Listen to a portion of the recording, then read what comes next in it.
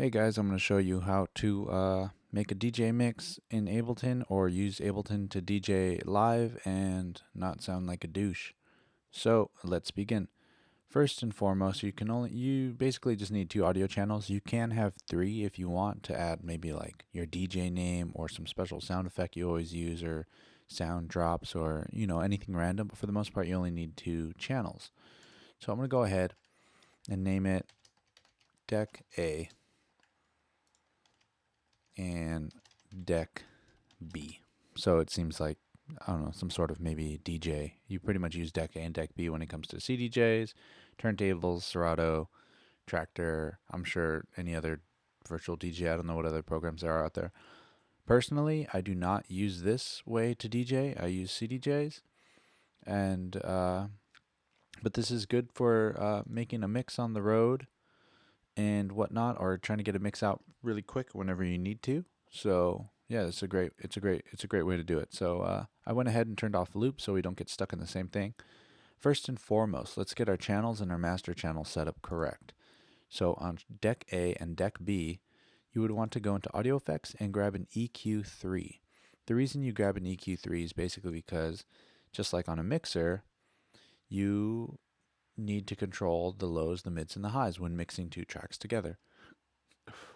Excuse me. If we play two tracks together and they both have the mids at 0 decibels, then you'll have possibly some phasing with the bass, or just like you'll start clipping or anything like that. So basically what this is going to do is help you kind of make a smoother mix. And as far as it goes for the master channel, there's nothing here yet, but one thing that you would really want to do is grab a limiter, set it to 0 decibels as the ceiling, and you can change the look ahead to 1.5.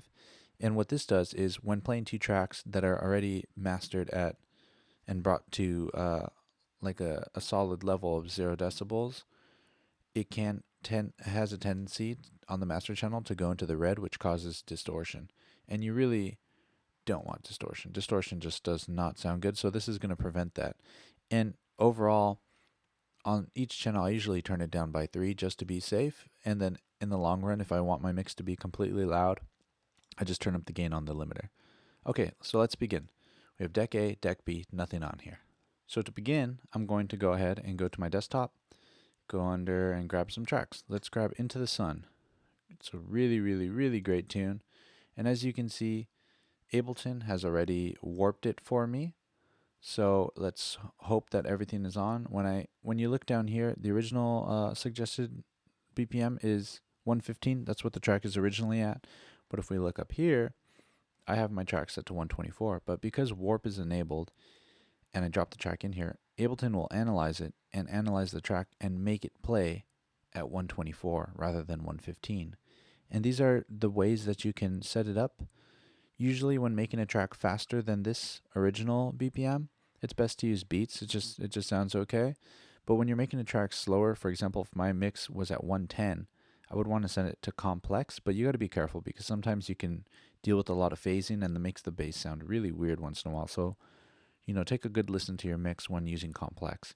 So let's go ahead and see what this sounds like.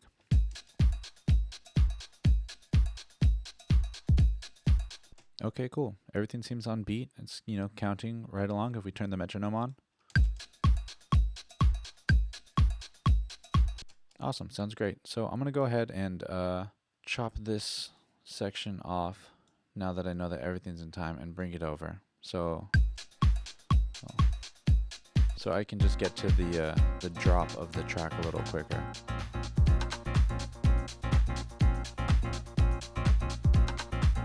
Awesome. So with this playing, everything's, still completely set. If you go down here, you can go back to your effects rack. This is between your waveform sample and your effects rack. Everything's still set to 0. Now, what song would I want to bring into this? Let's just go ahead and grab Dale Howard. Good old Daily Boy. So let's see if this has already been analyzed once again. And let's see where it begins. Aha, look at this. Ableton did not recognize the first transient. It picked up this little waveform here and thinks that this is where the song really begins, when really it starts on the first kick. So to prevent this, make sure you go back and double check all your songs after they've been analyzed. So what I'm going to want to do is select this first kick drum or this transient, this little gray arrow. I hover over it, right click, and then you click the set 1.1.1 here. So that makes the beginning of the track start there. So now these two tracks, being warped and in time, should play together perfectly. Let's find out. Yeah, they do. So we have this track playing and this one. Cool, perfectly in time. So since this has a very, very, very long intro, once again, I'm going to go ahead and chop it just for demonstration purposes. So let's bring it back over here. I'm just kind of going by 16s, 16 to 32 or 17 to 33 for people that still need some help understanding that. So let's go ahead and start mixing.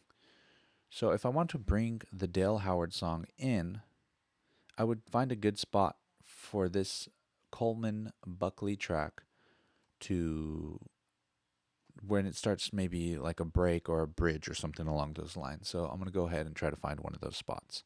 Let's see. Maybe I want to go ahead and solo the track so I can hear it.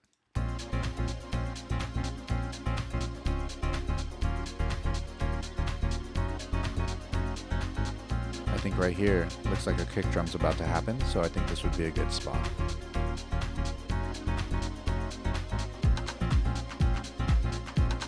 And I was right. So let's go ahead and listen for a drop in the Dale Howard track. Right here. This is the one, and it continues on through here. It looks confusing and sounds confusing, but when you really keep count, it's 1, 2, 3, 4, 5, 6, 7, 8, and 1, 2, 3, 4, 5, 6, 7, 8.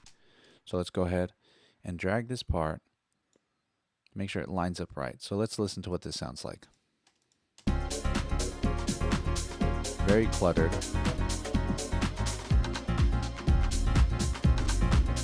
Okay, so they line up right. It sounds crazy right now, but we're going to go ahead and fix that. So to bring this track in smoothly, since there's no bass right here, I don't have to do anything to the bass.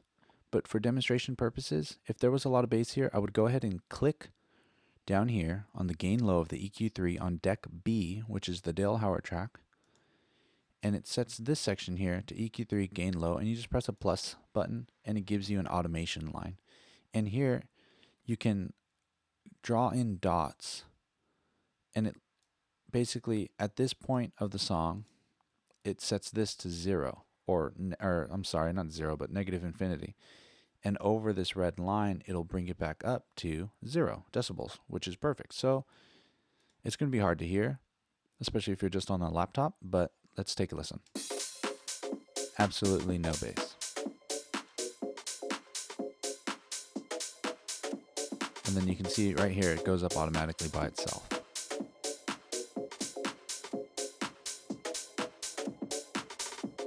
And then once again, there's no bass in the song here, so it's really hard to tell exactly what it's doing. I'll do another mix and show you exactly how it does. And as you can hear, this track is kind of getting a little grainy.